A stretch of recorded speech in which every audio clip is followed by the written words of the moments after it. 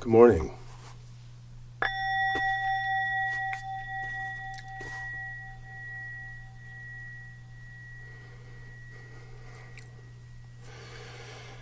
Again, as always, I'd ask you to take a nice deep breath in. Big sigh. Oh, that feels so good. Eyes opening. Uh, by the way, I like to briefly tell you why I ring the bell. I ring the bell so that both at the beginning and the end, as a statement to my deep consciousness. For me, I've trained myself for so many years with this that when I ring the bell, some part of me automatically begins to calm, and some part of me automatically begins to listen very deeply. Because in that calm is when you find that still small voice that leads you. We have to understand a fictional character cannot handle the crisis of your life. And the person that we think we are is just not who we are.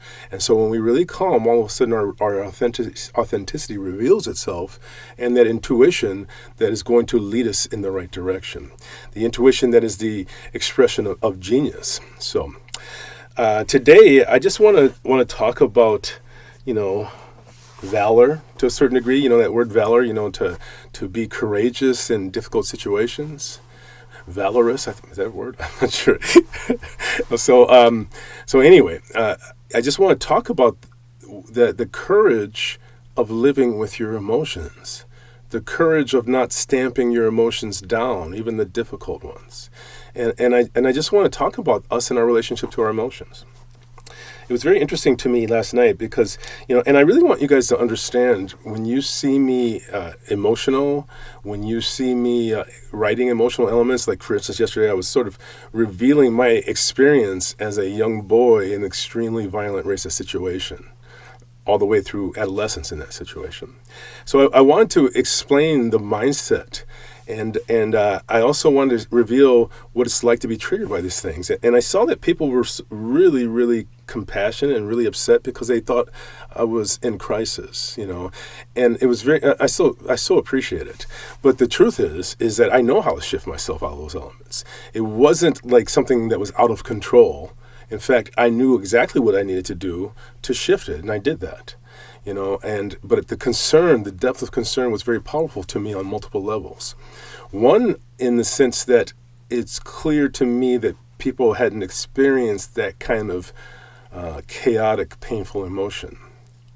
For those of us who grew up in those situations, who, you may not think I'm healthy, but believe me, if you knew how far I've come, then you would think, wow, you've done a great job. And so my relationship to my emotions is such that I don't fear them, or I have very little fear of them. And if I do have some fear of them, I step another step back and understand the fear of that situation. And if I can't handle that, I'll just keep going back, like images reflected in the mirror, where you can see in yourself all the way back. So I get to that point where I can handle the emotion, and then I do what I can do, and all of a sudden it shifts the entirety.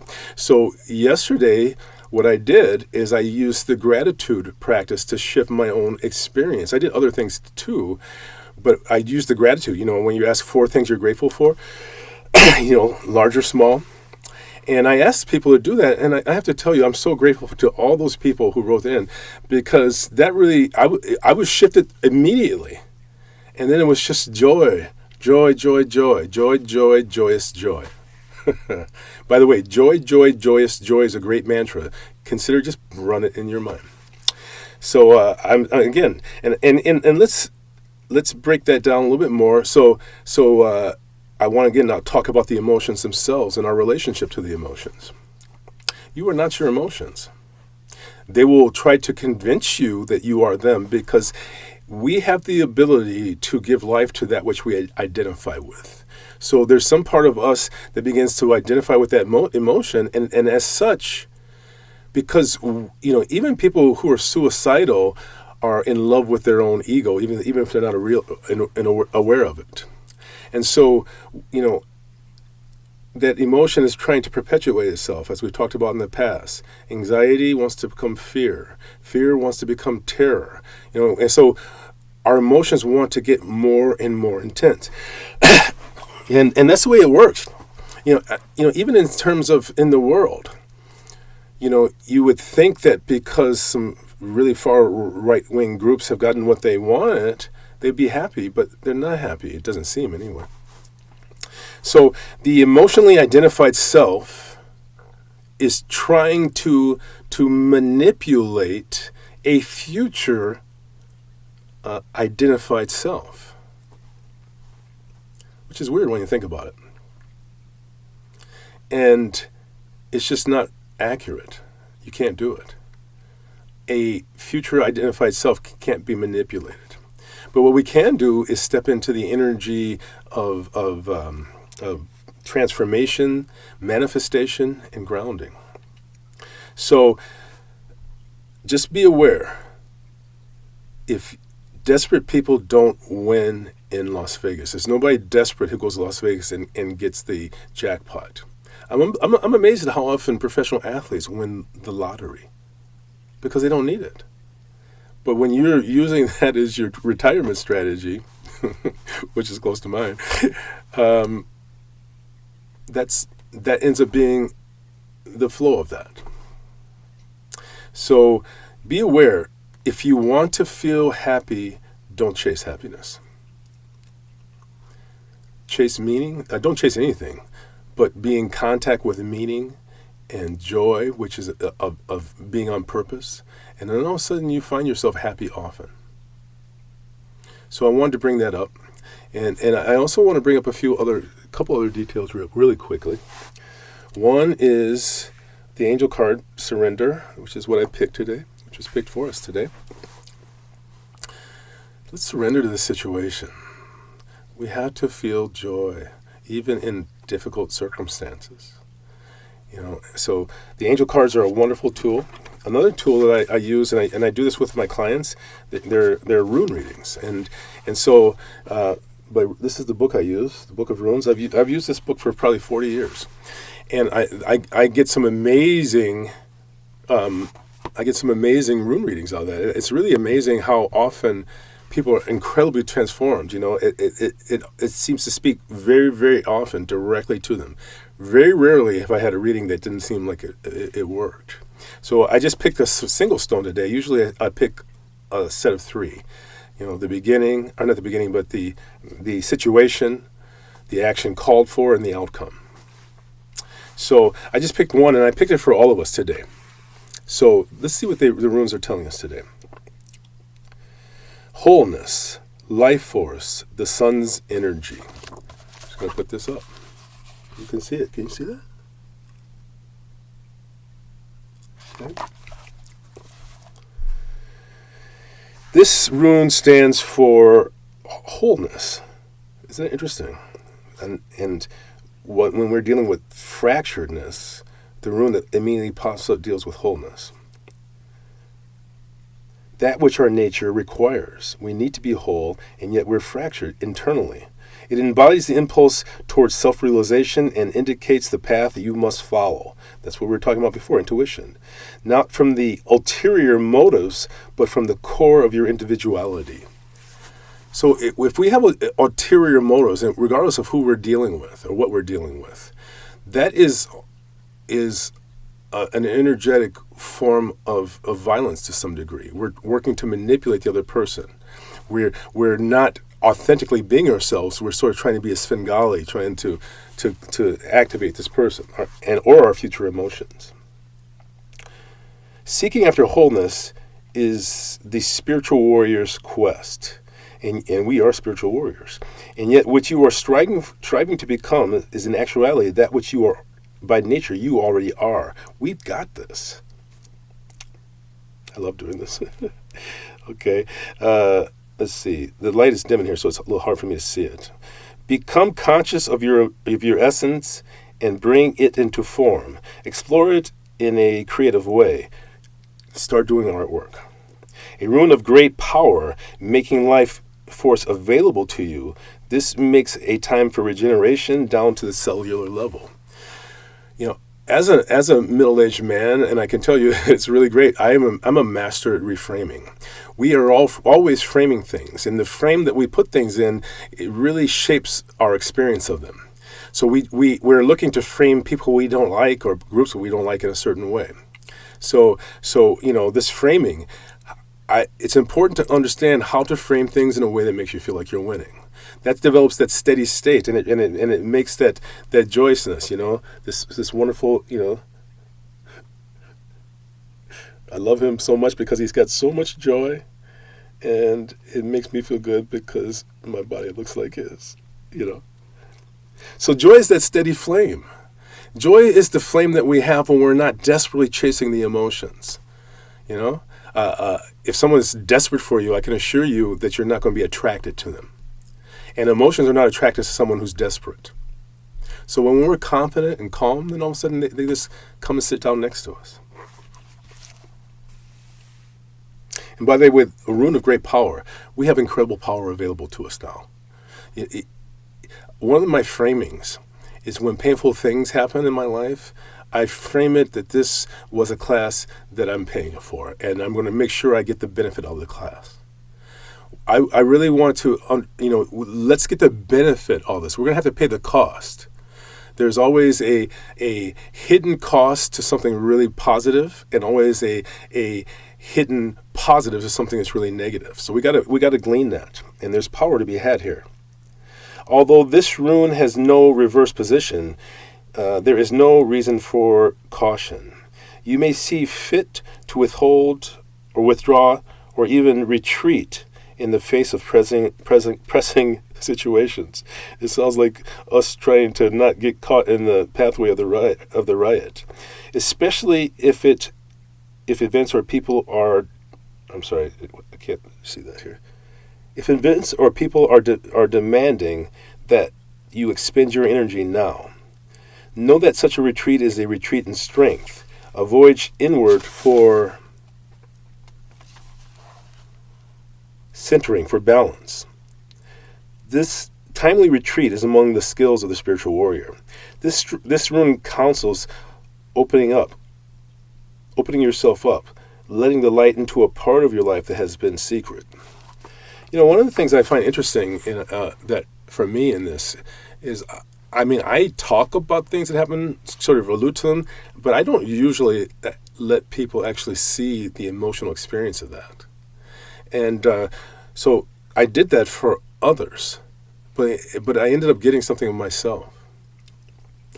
When you do a spiritual practice, when you learn to relax a little bit more, it's kind of like taking a really big ball, a ball or a balloon, and pushing it underneath the surface of a pool all the way down to the bottom of the pool.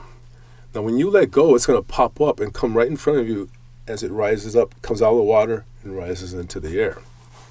So my suggestion is that when we are doing practice, learning how to relax is no walk, no walk in the park in a sense, although it is, of course, because as we relax, the holding that we've done so deep down begins to loosen, and all of a sudden stuff starts coming up. And so that was really beautiful for me because I'm aware of that, and I know it's there, and I'm always sort of working with it, but I don't let it be revealed to people to that degree, and in the process be revealed to myself. I would never have done that before. It was too important for me to maintain an image. I was trying to get likes. Not actual likes, but we're so obsessed with people liking us, and that's why people are so angry and mean to each other, it seems to me. To accomplish this opening up, this may call for a profound recognition for admitting to yourself something that you have long denied. Isn't that kind of what we're doing right now, by the way? We are having issues revealed to ourselves. We've had this situation with these, white supremacist groups for so long, training out in nowhere, and we've all kind of like, they're just out there in the woods. They're not going to bother us. Well, it didn't turn out to be true. They are training to do something to us, So it's very interesting, that how we've been avoiding it. It's ignorance. We know they're there doing things, but we try to ignore them. And as a result, ignorance is very damaging, as we can see here. There's a prayer, there's a prayer known as the Gayatri that embodies the spirit of the rune of wholeness. Address the sun in this fashion. You who are the source of all power, whose rays illuminate the world, illuminate also my heart, so that too may do your work. And by the way, when you do Tonglen practice, the way that I do it is bringing light in and shining light out. It's a form of this. While reciting this rune, visualize the sun's rays streaming forth into the world. Or not rune, yeah. When reciting this prayer, see the sun's rays streaming forth into the world and entering into your heart. They're streaming out from your heart and back into the world. This is a powerful and life-enhancing prayer. There is caution here not to give yourself airs. Even in times of bountiful energy, you are required not to vanquish your refusal. You are required to face and vanquish your refusal to let right action, to do right action. Okay? Sorry, it's so dim, it's hard for me to pick this up. So, not giving yourself airs. If we think about that, we often will think about someone who's very egotistical. Just it's all about me. I got big hands. It's all about me. So we want to understand that, but to walk into the room and think you're the best person in the room, nobody's good as me, is egotistical. To walk in the room and say you're the worst person in the room, that's also egotistical. And that, by the way, is the egotism that I have been challenged by. Let's see.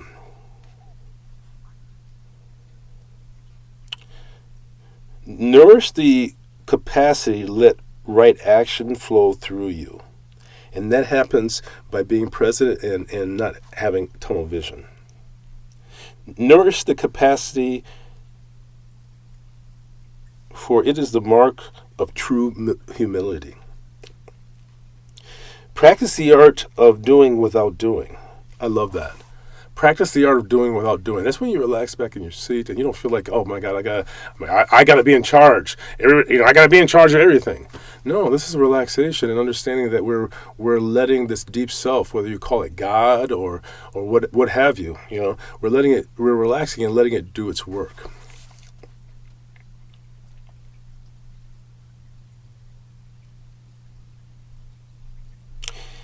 And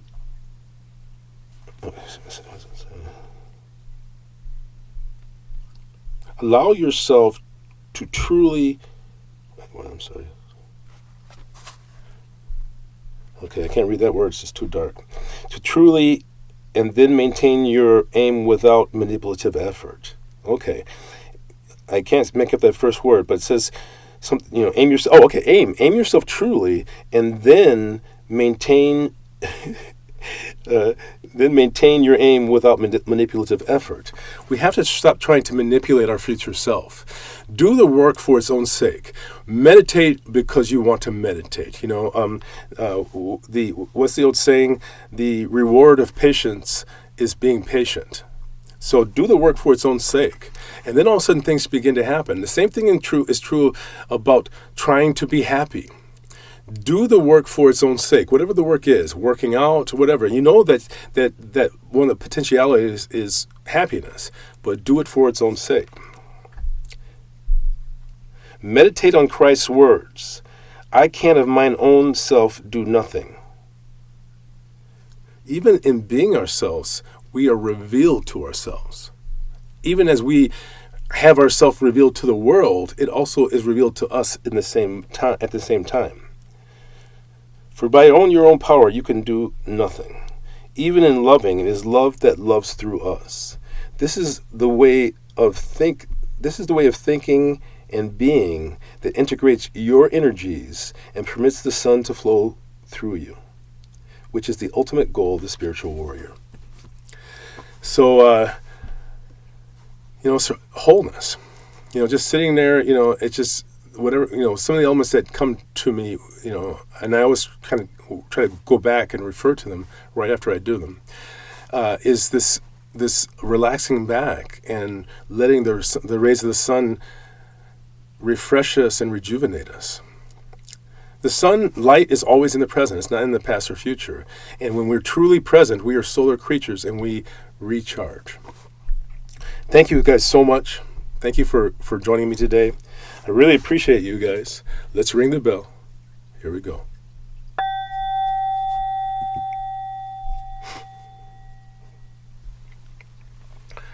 So the mission, should you choose to accept it today, is to use that mantra. Joy, joy, joyous, joy. Just keep it going. Joy, joy, joyous, joy, joy, joy, joyous, joy.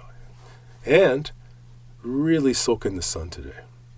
I bring my hands in a prayer position, and I'm so grateful for you. And I'm so grateful for this time. I'm grateful for ourselves, and I'm grateful to be me. And I got to tell you, that hasn't always been the case. So thank you so much. Namaste. Much love, man. Irie.